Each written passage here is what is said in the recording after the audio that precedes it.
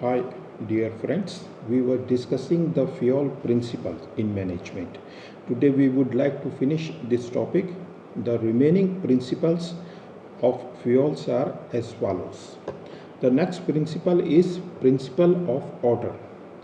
Here, order means it is not related to giving command to someone. Here, order means a system.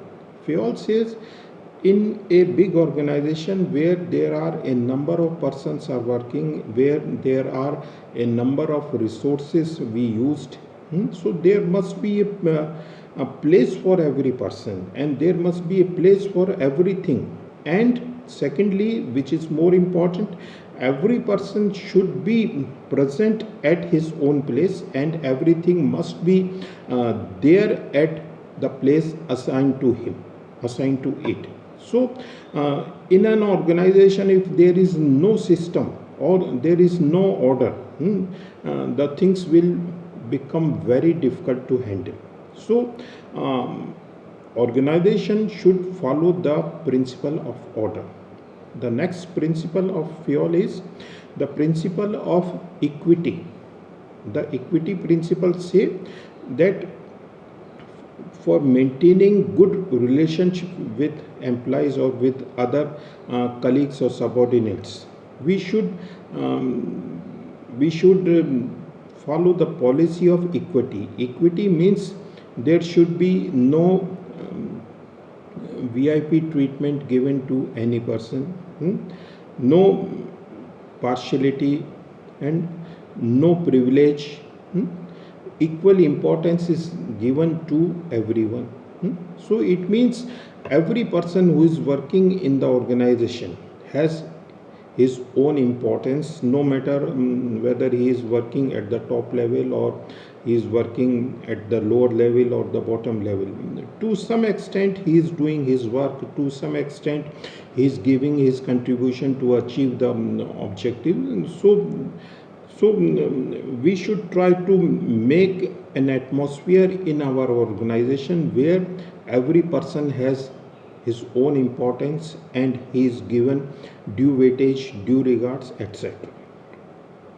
Then next principle is stability in tenure. Fayol say if you want to get maximum for a person or a employee, you should give him stability in his tenure, because hire and fire policy, which is mainly adopted in the American culture, it does not produce a very good result, because in hire and fire people are not very familiar with the organization, or people don't find organization has as it's their own organization, because there is a lack of attachment, because people know that today we are working here because organization needs us. Otherwise, if conditions change, organization can fire. So there is a little or minimum relationship between organization and the employee. While the Japanese culture says you should ensure the people that they will not be hire and fire. So there must be a stability in the person's tenure, and this kind of feeling, or when a employee feel that he will not be fired in adverse condition, he would try to give his best to the organization. He would try to give maximum whatever he can do or whatever he can produce. The next principle or the last principle of FIOL, the principle of initiative. The principle of initiative says that the top management, it is the duty of the top management to create such an atmosphere where the subordinates or the other staff feel free to take decisions, or there must be a feeling in the organization that the subordinates or the other persons can take some decisions, can take decisions, and the higher authority will appreciate them. Hmm.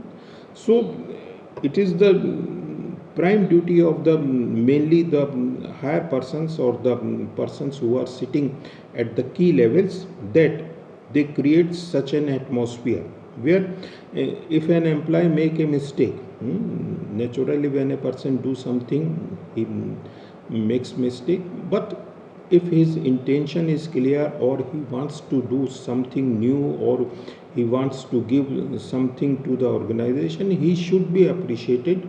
No doubt if he had made a mistake, but the general atmosphere should be in such a form that every person feel uh, free and every person can produce something, or every person can take some kind of initiative in the organization. So free atmosphere, mainly the free atmosphere is the need of the hour. These are the some of the principles which Fayol has discussed. Apart from these 14 principles, there are some more principles we generally follow in the management. Say, for example, the principle of exception.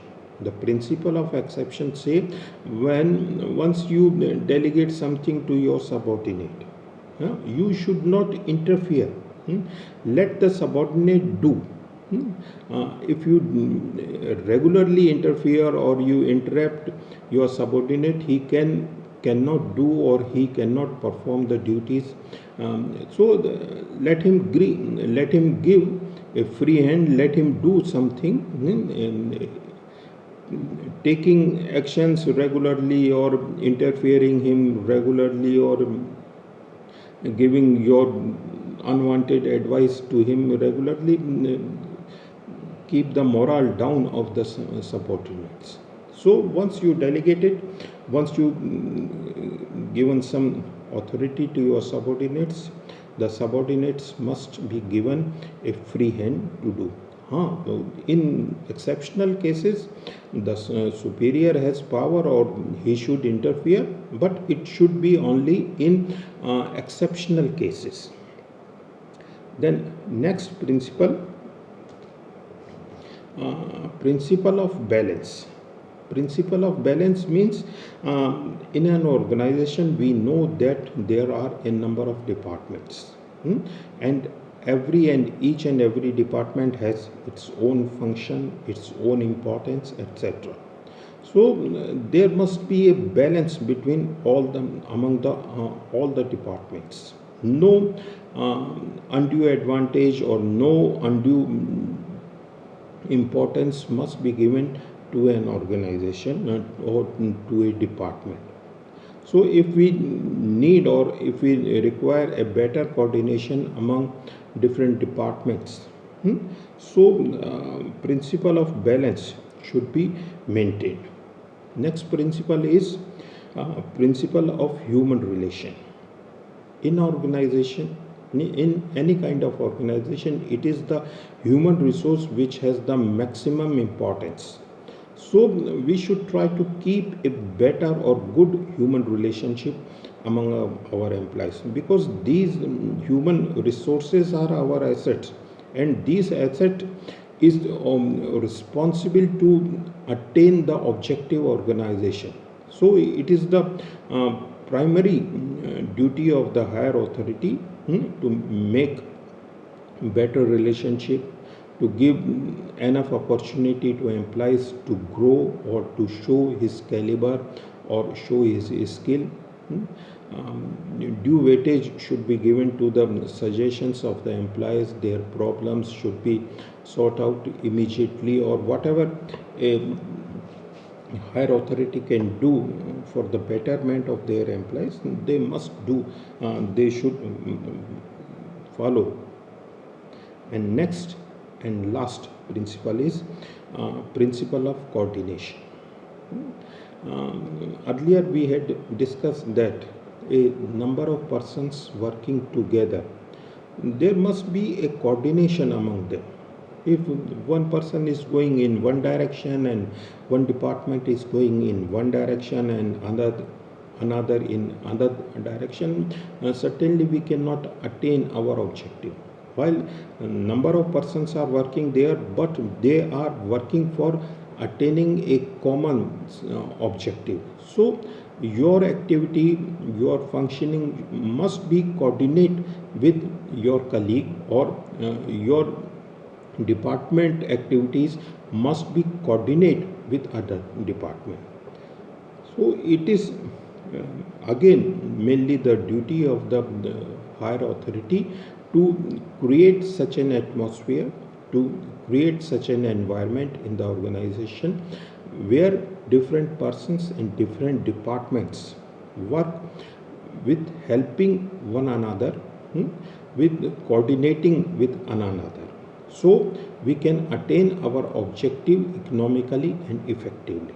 So these are the basic principles in management. We, no matter what kind of organization our is, but mainly if we follow these kind of principle, we can manage the organization properly.